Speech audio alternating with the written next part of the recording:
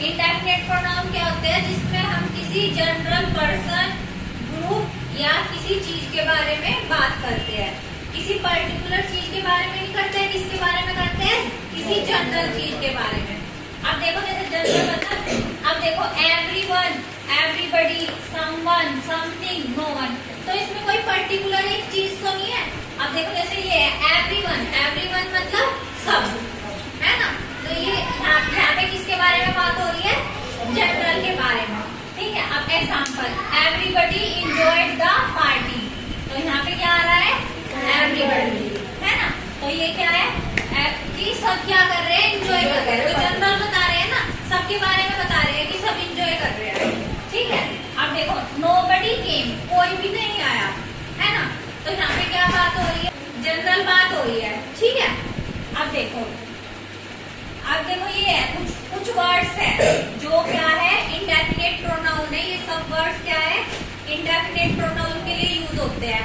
अब जो ये somebody, anybody, nobody, everybody, someone, anyone, no one, everyone, जिसमें बड़ी और वन लगा रहता है, तो ये तो किसके लिए होते हैं? किसी पर्सन के लिए। और जिसमें क्या लगा हुआ होता है?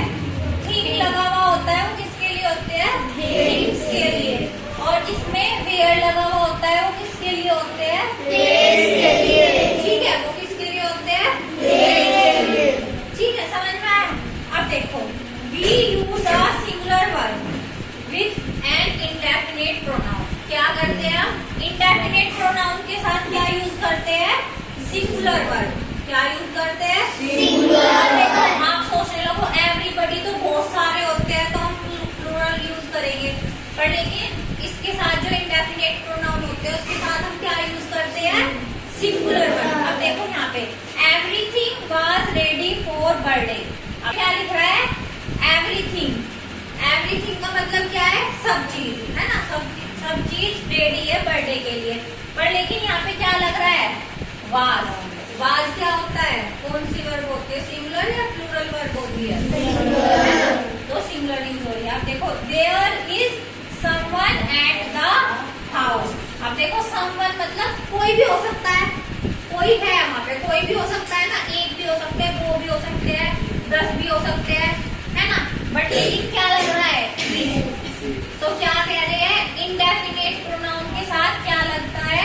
सिंगुलर वर्ब यूज होती है ना? कुछ इंडेफिनेट प्रोनाउन ऐसे भी होते हैं जिसके साथ प्लूरल यूज होते हैं, वो अभी हम पढ़ेंगे आगे, है ना? अब देखो सेकंड पॉइंट क्या कह रहा है? When we refer back to an indefinite pronoun we use a plural pronoun. अगर हम फिर से पॉइंट बैक करते हैं किसको? इंडेफिनेट प्रोनाउन को, तब हम किसका यूज करते हैं? प्लूरल का यूज करते हैं, है ना?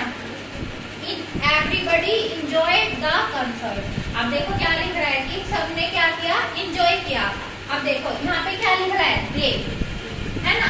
क्योंकि अब यहाँ पे क्या लिख रहा है? देखो फिर से कह रहा है दे स्टूड अप। वो सब क्या हुए? खड़े हुए एंड क्लैप, उन्होंने क्लैपिंग की। तो फिर से किसके बारे में बता रहा है? सबके बारे में बता रहा है ना? फिर से सबके बारे की बात बता रहा है। तो ये क्या यहाँ पे क्या यूज किया है इन्होंने? दे। समझ में आया?